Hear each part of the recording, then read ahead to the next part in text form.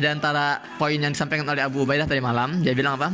Pemerintah Netanyahu telah berbohong seperti yang sudah kalian buktikan sendiri, berbohong tentang nasib para tawanan, berbohong tentang jumlah tentara yang tewas.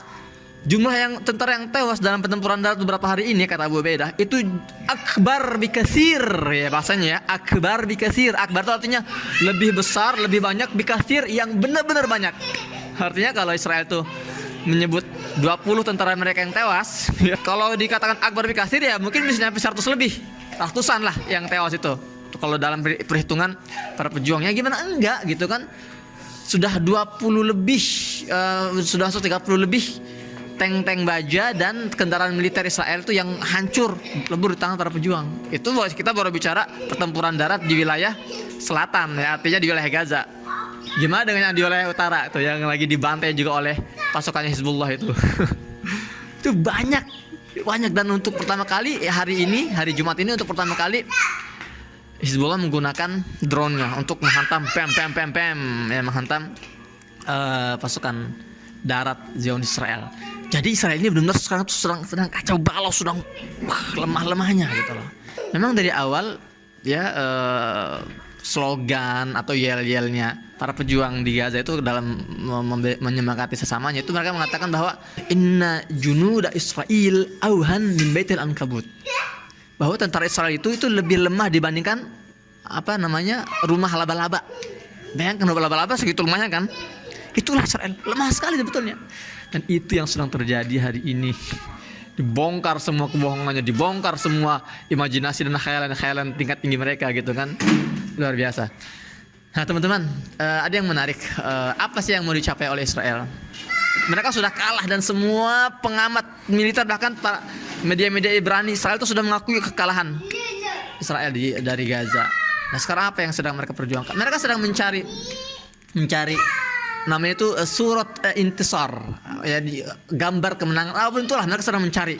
Israel ini sudah pengen berhenti, mereka udah gak kuat, cuman mereka bisa mencari sesuatu yang bisa dibangga-banggakan ke depannya oleh mereka, bahwa kami telah menang gitu kan. Nah, senator Amerika namanya tuh Chris Murphy berstatement tadi malam. Apa dia bilang? Israel ini harusnya meninjau ulang targetnya atau metodologinya dalam melakukan penyerangan ke Gaza. Ya, dan dia bilang kayaknya mustahil deh, gak mungkin deh Israel ini bisa mencapai targetnya. Ya kalau targetnya itu adalah menghancurkan Hamas sampai akar-akarnya, nggak bisa. Ya, Hamas itu memiliki sayap militer Al-Qassam yang punya puluhan ribu tentara yang benar-benar siap untuk memperjuangkan Gaza sampai titik darah penghabisan.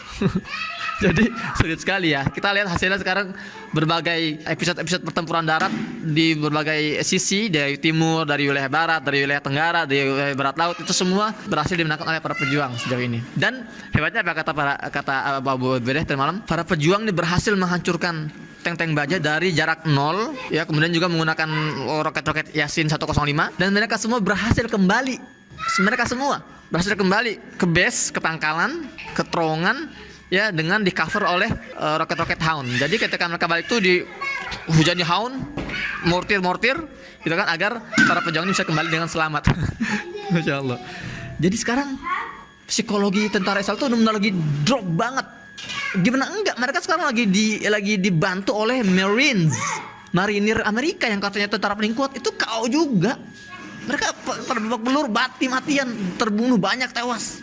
Pampers mereka tidak bisa melindungi mereka ternyata. Jadi mereka sedang mental down banget. Udah, kita nggak kuat, kita nggak mungkin bisa gitu. Di sisi lain Netanyahu ini masih bersikeras, masuk, kita harus menangkan. Makanya kata pengamat ini, dia bilang ada dua. Pertama, Netanyahu melanjutkan serangannya ke Gaza, ya, mengejar impian fantasinya, tapi konsekuensinya akan lebih banyak tentara-tentara mereka yang terbunuh oleh para pejuang Gaza. Ya, dan juga akan lebih banyak roket-roket para pejuang Gaza yang menghujani wilayah Tel Aviv dan sekitarnya. Itu pilihan pertama. Artinya enggak, sekalipun mereka mengorbankan ratusan ribuan tentara mereka nggak akan bisa menghabisi Gaza. Itu yang pertama.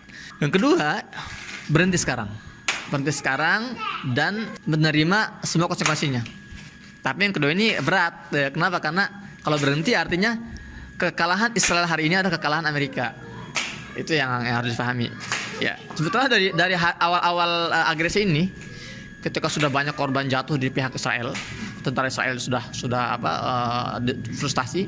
Sebetulnya pihak Israel sendiri sudah banyak ya pihak-pihak mereka itu yang setuju untuk diadakannya ceasefire, gencatan senjata, gitu kan. Cuman Amerika ini menolak, karena Amerika tahu keterlibatan Amerika dalam perang ini sudah terlalu besar, dan kalau mereka kalah, kalau Israel kalah, Amerika juga akan ya menanggung malunya. Dan itu yang terjadi sekarang. Mereka sudah tidak bisa mengelak bahwa mereka sudah kalah, gitu ya.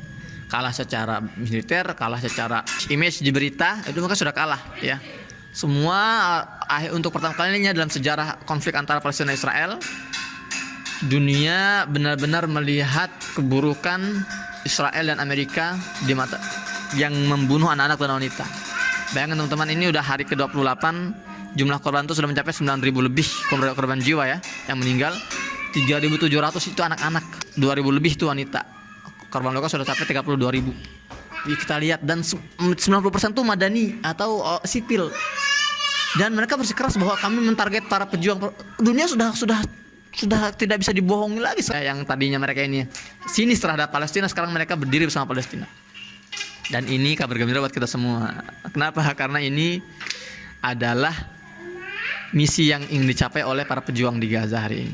Ya, itu misinya. Jadi memang para pejuang Gaza memahami banget bahwa pertempuran kali ini nggak akan bisa mereka akhiri dengan pembebasan Al-Aqsa secara instan, nggak bisa. Mereka tidak mengharapkan bahwa pertempuran hari ini bisa membebaskan wilayah Palestina secara instan, nggak. Tapi apa misi utama dari pertempuran kali ini, dari peperangan kali ini, operasi Taufan Al-Aqsa ini? Untuk memulai 1 dari 3 langkah kehancuran Zionis.